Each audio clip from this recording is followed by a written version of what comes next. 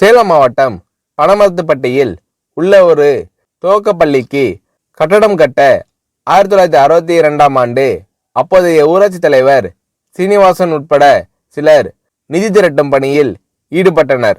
அப்போது சினிமாவில் பிரபலமாக இருந்த எம்ஜிஆர் அவர்களை சந்தித்து பள்ளியின் கட்டடம் கட்ட நிதி கேட்க முடிவு செய்தனர்.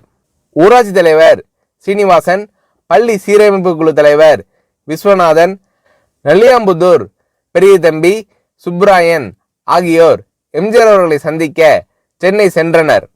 பனமரத்துப்பட்டியில் நாடகம் நடத்தி நிதி திரட்டி தருவதாக எம்ஜிஆர் அவர்கள் உறுதியளித்தார்.